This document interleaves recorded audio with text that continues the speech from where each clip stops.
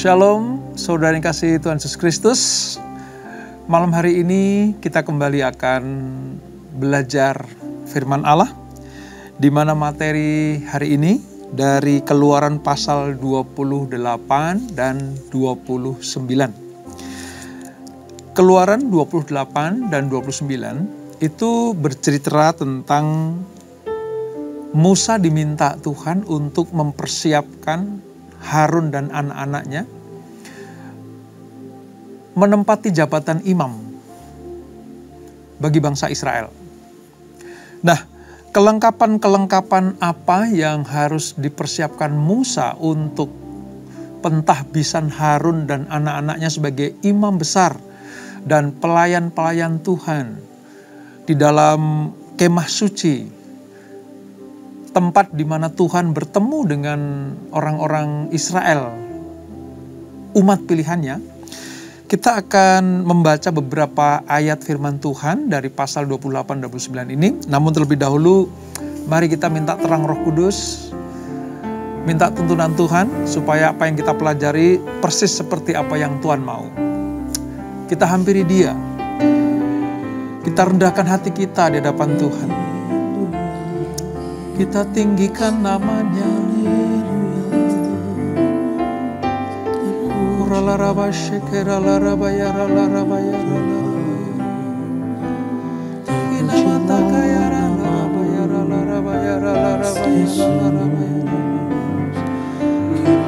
Haleluya. Syukur bagimu Tuhan. Urapi kami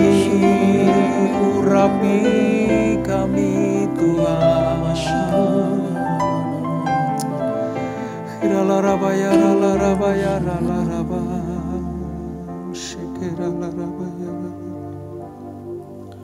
Seperti wanita mengurapimu, menangis di bawah kakimu. Demikian hidupku mau mengasihimu, Yesus Engkau baik bagiku. Seperti wanita mengurapimu, menangis di bawah kakimu. Demikian hidupku mau mengasihimu, Yesus Engkau baik bagiku. Sampai akhir ku menutup mata, ku tetap setia menanti janjimu. Sampai ku dapatkan mahkota kehidupanku, ku tetap setia untuk melayanimu. Yes, Lord. Seperti wanita mengurapimu, menangis di bawah kakimu. Demikian hidupku mau mengasihimu, Yesus Engkau baik bagiku. Sampai akhir ku menutup mata, ku tetap setia menanti janjimu. Sampai ku dapatkan mahkota kehidupanku, ku tetap setia untuk melayanimu. Sampai akhir ku menutup mata, ku tetap setia menanti janjimu. Sampai ku dapatkan mahkota tetap setia untuk melayanimu sampai akhir. Ku menutup mata, ku tetap setia menanti janjimu sampai ku dapatkan mahkota kehidupanku. Ku tetap setia untuk melayanimu. Ku tetap setia untuk melayanimu. Ku tetap setia untuk melayanimu.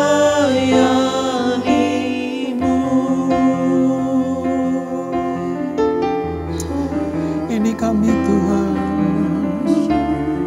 sampai kami menutup mata. Kami mau setia kepadamu, melayani Engkau seperti yang sudah Kau tetapkan dalam hidup kami. Kami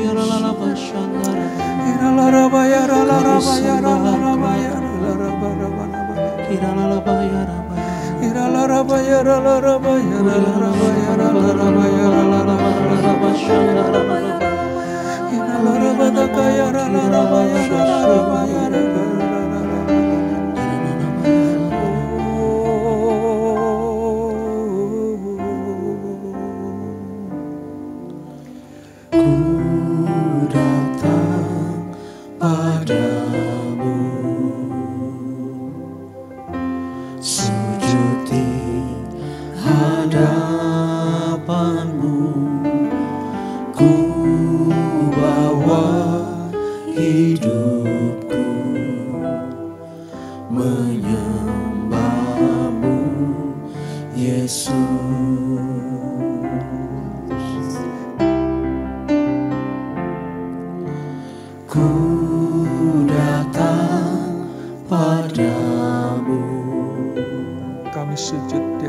Tuhan. Sujud di hadapan-Mu, ku bawa hidupku menyembah-Mu, Yesus. Kami sembah Engkau Tuhan. Ku sembahkan Yesus. Kami sembah Engkau. Ku sembahkan Yesus. Ku angkat hatiku menyembah-Mu.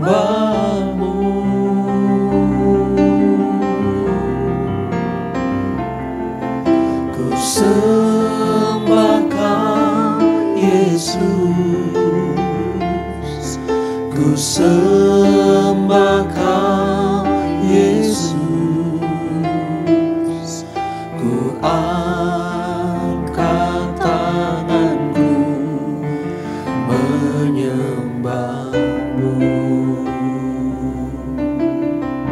Kami datang menghampiri tahta-Mu yang kudus, ya Tuhan. Ku datang padamu, Kami sujud di hadapan-Mu. sujud di hadapan-Mu. Kami bawa seluruh hidup kami ke dalam tangan-Mu, Bawa hidupku dan kami menyembah satu-satunya Allah. menyembah-Mu, Yesus. Ku sembahkan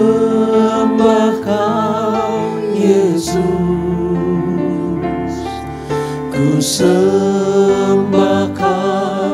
Yesus. Ku angkat hatiku menyembah-Mu.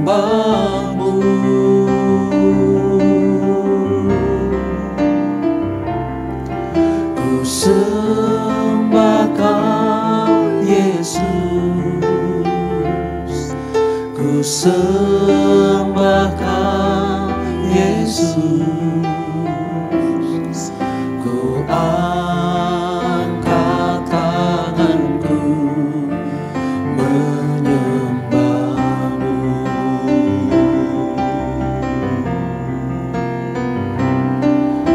sembah Kau Yesus,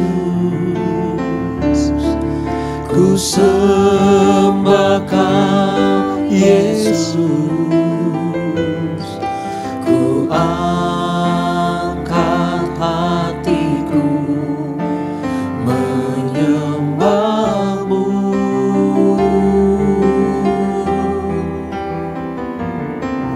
Ku sembah Kau Yesus, ku sembah Kau Yesus, ku angkat tanganku menyembah-Mu.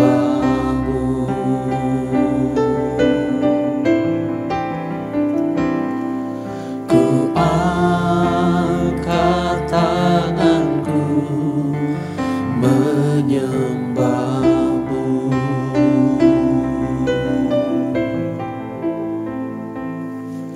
Ku angkat tanganku menyembah-Mu.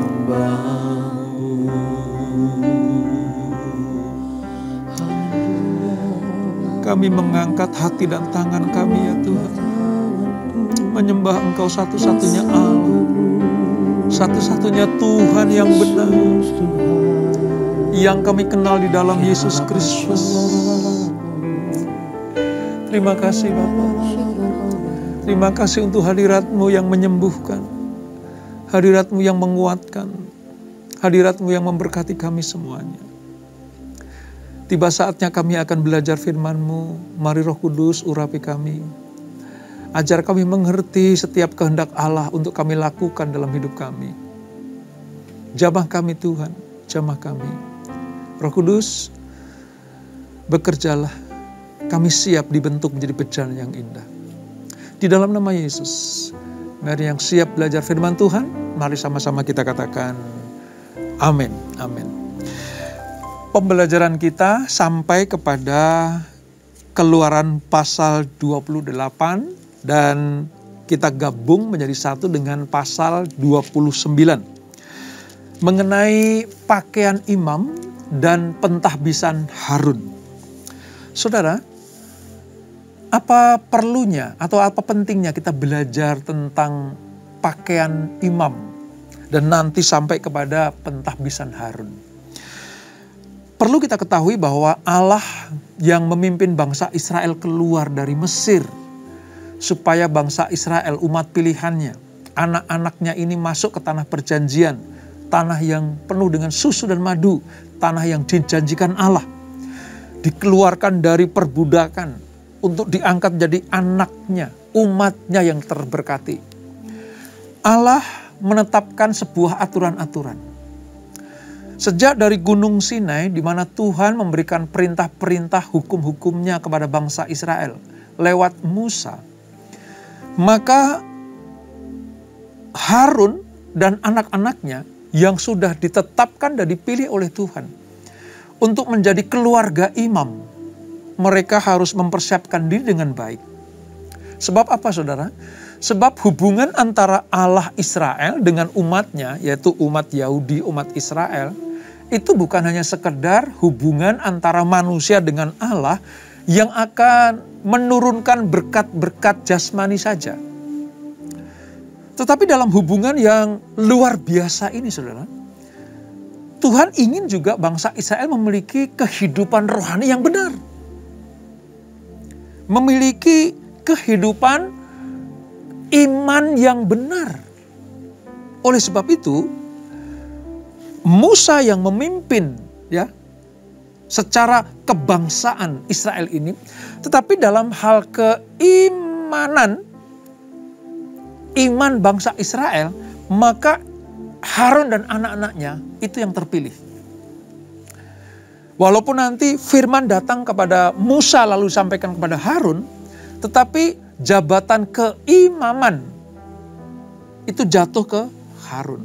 Nah, oleh sebab itu, pada waktu itu, untuk bisa melakukan tugas-tugas keimaman, maka Harun harus diberikan sebuah jubah sebagai tanda legalitas imam, sebagai tanda kebesaran imam,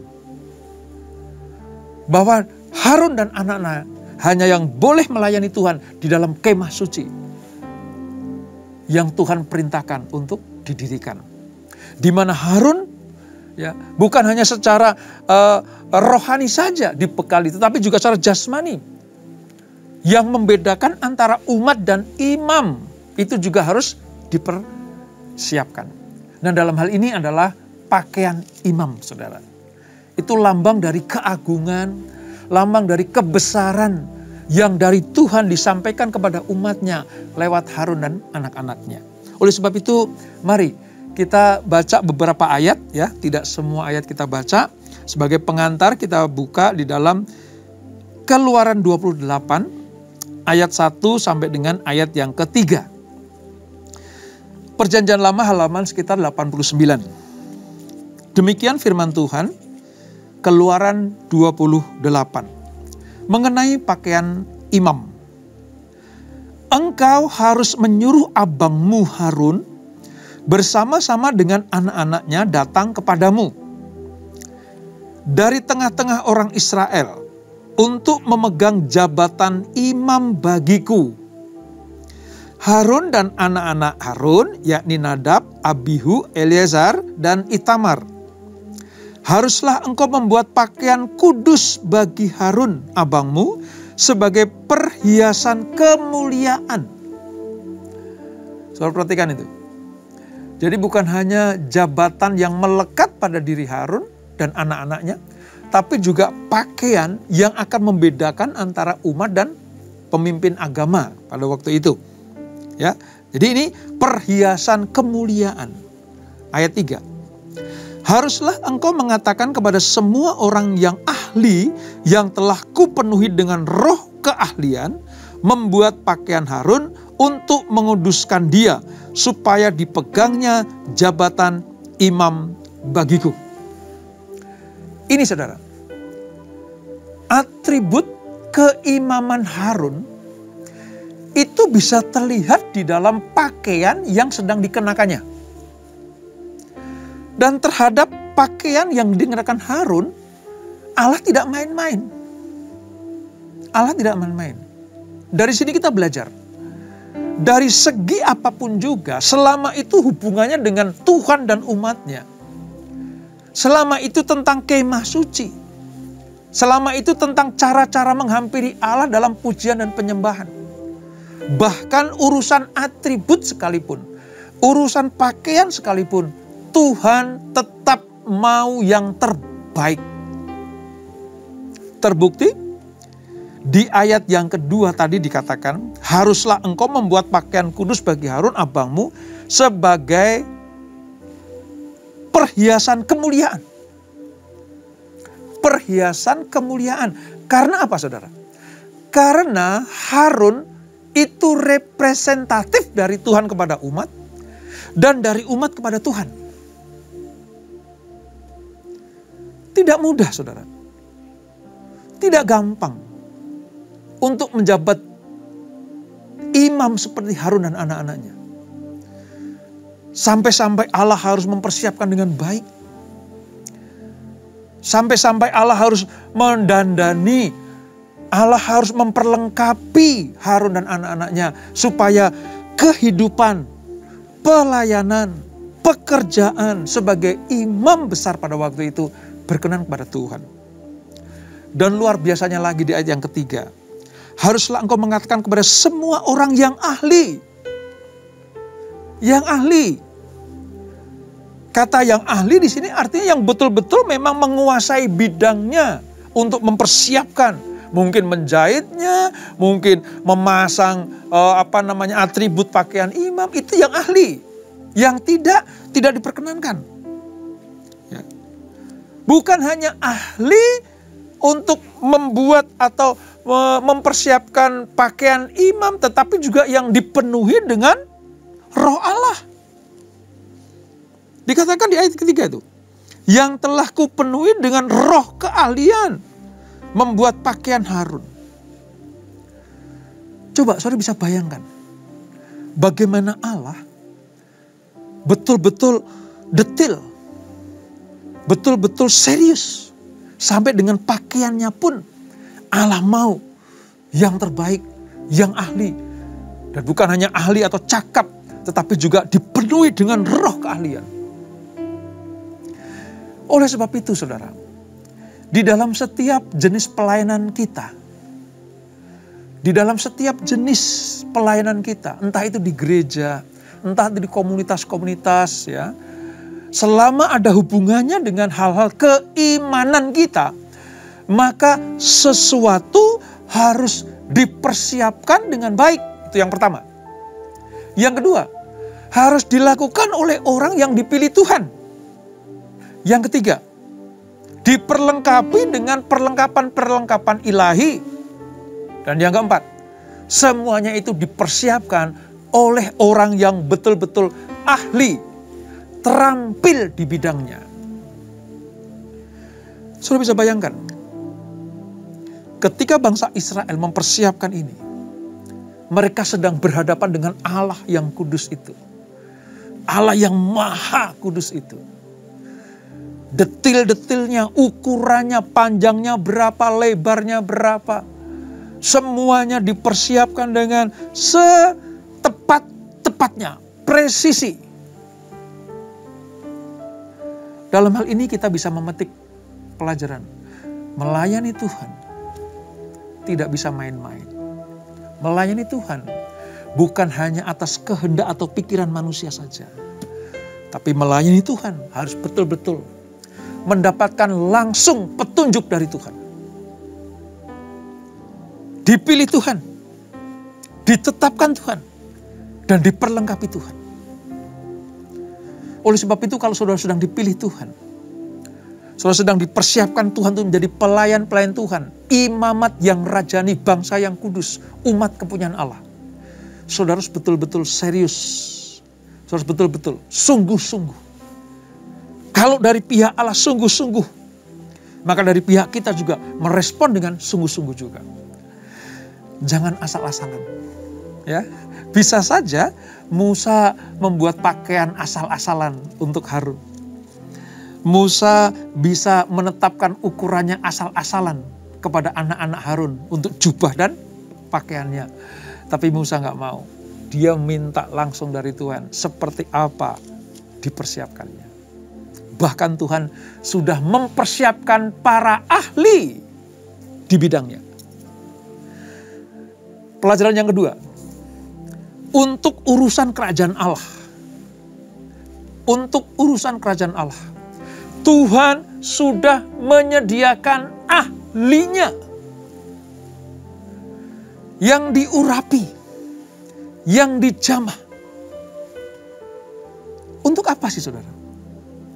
Untuk keagungan rumah Allah, untuk keagungan gereja Tuhan, untuk keagungan pekerjaan Allah. Tadi dikatakan, Harun dan para ahli itu mencerminkan kemuliaan Tuhan. Jadi di dalam sebuah gereja, dalam pelayanan, dalam komunitas kekristenan kita, Allah sudah mempersiapkan para ahli-ahlinya itu. Yang Tuhan minta cuma satu, ayo diurapi, melakukan tugas pelayanan seperti yang Tuhan mau, tidak melenceng dari aturan-aturan Tuhan. Maka pelayanan kita, tugas keimaman di dalam pelayanan Tuhan, itu pasti menyenangkan Tuhan. Nah ini berbicara tentang apa saudara? Tentang pakaian imam yang dipersiapkan Musa dan para ahli-ahlinya itu untuk jabatan imam besar bagi Harun dan anak-anaknya. Yang kedua sekarang kita pelajari dalam pasal yang ke-29. Mengenai pentahbisan Harun dan anak-anaknya. Ini ada sekitar 37 ayat ya, tetapi saya akan rangkum dari ayat 1 sampai dengan ayatnya yang ketiga. Ya, perhatikan baik-baik saudara. Keluaran 29 ayat 1 sampai 3. mengenai pentahbisan Harun dan anak-anaknya. Setelah pakaian tadi dipersiapkan dengan baik, selesai, lalu ini perintah Tuhan. Inilah yang harus kau lakukan kepada mereka, yaitu Harun dan anak-anaknya, untuk menguduskan mereka, supaya mereka memegang jabatan imam bagiku. Ambillah seekor lembu jantan muda dan 2 ekor domba jantan yang tidak bercela, roti yang tidak beragi dan roti bundar yang tidak beragi, yang diolah dengan minyak, dan roti tipis yang tidak beragi, yang diolesi dengan minyak. Dari tepung gandum yang terbaik, haruslah kau buat semuanya itu. Kau taruhlah semuanya dalam sebuah bakul, dan kau persembahkanlah semuanya dalam bakul itu. Demikian juga lembu jantan dan kedua domba jantan itu.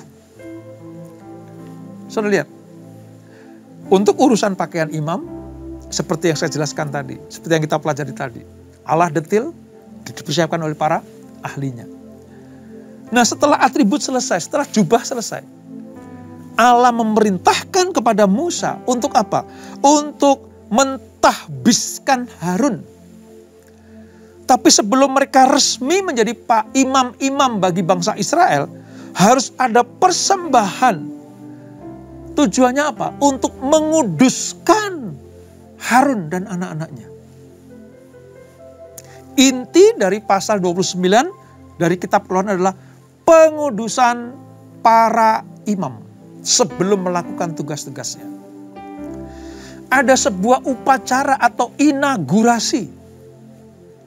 Bagaimana Musa harus menumpangkan tangan atas Harun, memberkati mereka, menguduskan mereka untuk memegang jabatan imam bagi Tuhan. Pakaiannya saja nggak boleh main-main, saudara.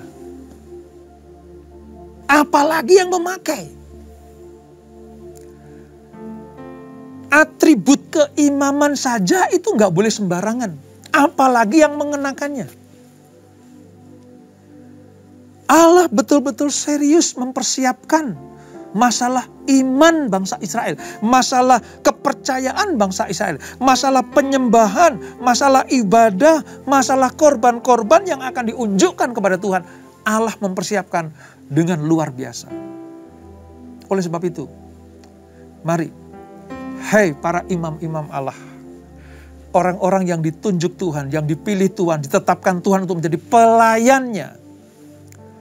Bukan hanya atributnya yang kita persiapkan. Bukan hanya pakaian yang bisa kelihatan mata ini saja yang kita persiapkan dengan baik. Tetapi kehidupan, hati, pikiran, jiwa dan rohnya itu betul-betul harus kudus, benar di hadapan Tuhan. Nanti pada perjalanan ke depan, saudara, Imam Harun dan anak-anaknya itu ada beberapa kali melakukan pelanggaran-pelanggaran. Ya, nanti akan ada kisah tentang apa? Api asing gitu ya, api asing dipersembahkan sehingga Allah marah sampai harus membunuh anak Harun. Nanti kita akan pelajari itu. Dari situ kita bisa melihat bagaimana tuntutan Allah kepada para imam itu lebih tinggi daripada kepada umat.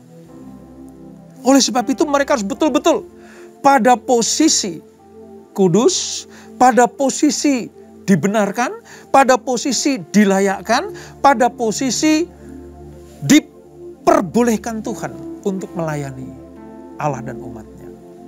Oleh sebab itu, tahap pertama bagi Harun dan anak-anak harus dikuduskan. Dengan cara apa? Ada persembahan.